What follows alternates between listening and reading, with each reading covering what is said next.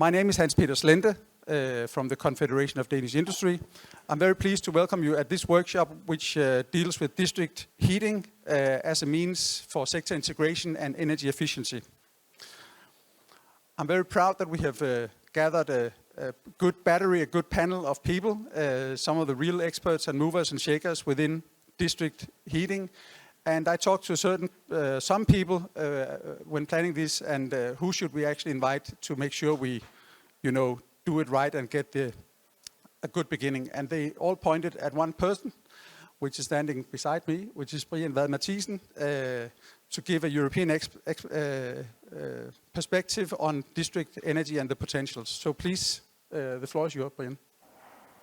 Thank you very much, and thank you for the invitation, Hans. So I'm going to tell you something about district energy in a European perspective. I hope you can all see the slides here. When I talk about district energy, I always talk about this as part of the entire system. You can't talk about buildings or district energy without understanding what kind of system you're in. I'm going to talk about this from two projects, one called Synergies and Heat Roadmap Europe. You can sign up for newsletters. We're going to send out new stuff the coming months here. We all know what the problem is right now, and I think heating is really a big problem. If we look at the crisis that we have, Europe has been rather naive, in my opinion, and we have had a commission from 2015 who talked about the energy union. Probably you know that. Rather successful in renewables and energy efficiency, rather unsuccessful in natural gas, because the strategy on natural gas was a diversification strategy, access to more markets, and not a gas exit strategy. And we had a situation where we talked about gas as a transition fuel, which is true somewhat in the power sector, which we can exchange with biogas, but which is certainly not true when we talk about low temperature heat, 40, 50 degrees heat. We should never use gas for any of that. Europe has accepted to change the geopolitical situation, because if you look at the maps, you can see all of the pipelines with oil and gas going across Eastern Europe, which of course changes. If we had built Nord Stream 2, we could have delivered all of the natural gas and avoided all of these pipelines. In 2020, we sent around 70 billion euros to Russia every year. Most of it is oil money. Today, that amount, if we had an entire 2022, which we're not because we're changing our supply chains, then that would probably be the triple amount because of the much higher prices that we have right now. So what are the solutions? The solutions are two things: renewable energy, wind and PV falling in prices, and then of course energy efficiency, which we're going to be talking about here today. Energy efficiency is many things, and it's rather complicated. I listened to the debate down here. There's so many elements where you can say, well, it's nice to have the ETS working, but it's not going to change a lot in all of the sectors unless we address the sectors one by one and the problems one by one. We have tried in a project called Synergies to look at all sectors, and what we're doing there is we have a bottom-up approach for industry, for buildings, for transport, and try to understand this in all of the EU countries. We started this project before Brexit, so we actually have the UK in it as well. So we have very detailed knowledge about all of the countries and all of the sectors. And when we do that, we try to look at the sectors, combine it, and also understanding the grids. We make also a spatial analysis, so where, for example, is transport able to change, or district heating able to be implemented. And we put it into our modeling, where we of course see all of the supply chain effects of energy efficiency. Here we can see things like it matters that we're not putting in only heat pumps in all of the millions of buildings in Europe, because if we only put in individual heat pumps, our power supply needs to be extremely high when it's winter. We can reduce that with more energy efficient buildings, but we'll still have a problem in a lot of cities around Europe. We can see that. We can see that the cost change. We can see if we use hydrogen, the cost increase, but there are sectors where we need hydrogen. So we need to direct it at those sectors and not use it for low temperature purposes. When we have done this exercise, we have looked at the results in a report called A Clean Planet for All, where the Commission has put out some scenarios for EU about how to mitigate greenhouse gas emissions. It's called 1.5 Tech, the main scenario, which means that we're climate neutral in Europe in 2050. We have tried to model that and tried to look at what is the energy efficiency in these scenarios. And what we can see is, for example, here's the final energy demand and here's the primary energy demand in those scenarios that the Commission has come out with. They're not really looking a lot at energy efficiency because this represents the loss in these systems. We suggest another kind of system, which you see here, where we have reduced all of these losses, not because we don't have losses, but because we have a sectoral integration of these things. This really matters a lot. It matters a lot in so many ways. Here you see the final energy demand divided into sectors, and we have actually a slightly higher demand for energy in buildings than the Commission has. What does that mean?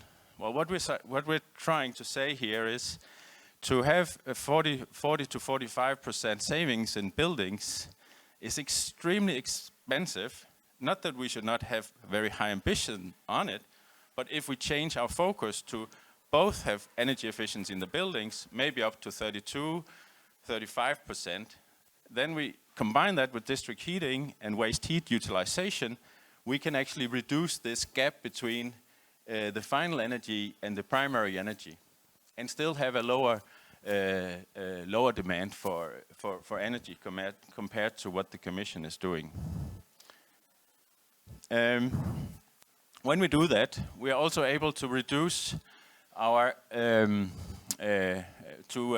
we're also able to see how much wind power and how much solar power we will need in these kind of systems. And even though we are not using nuclear in our scenarios, we're actually able to have the same level of renewables as the 1.5 Tech scenario. So we're able to create a system where we have energy efficiency in focus and where we have a possibility to base it on renewable energy. One of the key things to understand is energy storage. Energy storage is a key part of sector integration. And if we store all of our energy in the electricity sector, it's going to be extremely expensive. Most of the times, storing energy in electricity, even those cheap ones, which is called pumped hydro, you know them from Switzerland, Austria, places like that, where you pump things up. Even that is very much more expensive than simply having a thermal storage. Thermal storage you have here, it's a pit storage, €1 per kilowatt hour, compared to 125 for a pump storage. Now, you can't charge your phone on thermal energy, but you can certainly shower, which we will also need to do in the future, and you can certainly heat a house, which we will need to have to some extent in the future.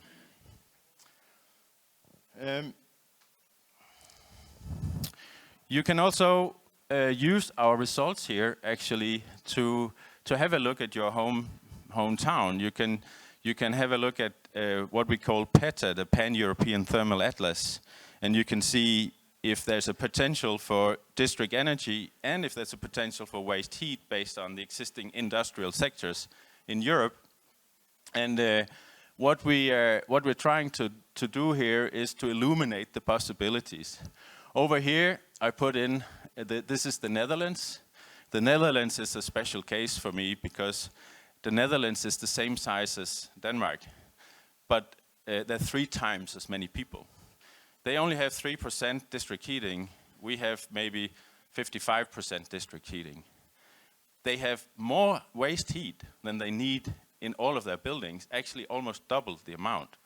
But they still have 3% district heating. It means it's not a technical problem to have district heating. It means that waste heat utilizations require not the ETS. Of course, it's nice to have the ETS as well, but it also requires on-the-ground possibilities for these systems to be exploited. One of the things that we are looking at is all of the buildings in Europe. Now, you can't see all the details, but these are all the countries, and these are the energy savings that we're suggesting to do. And we're suggesting to do up to around 40% reductions in the building sector across Europe. And that is then combined with different heat supply options in Europe. We believe that actually there's around 60% of the district heating can be sourced from waste heat. We're not utilizing all of that because that would be unrealistic. There will be technical challenges locally, but the possibilities are there. What you see here, for example, is Germany. Waste heat potential is here. This is the total heat demand. This is what we suggest to be district energy. This is what we suggest to be individual heat pumps. And we try to look at that in all of the countries across Europe, and we have very detailed knowledge about the building stock, the age classes, the cost of the refurbishment, etc., etc.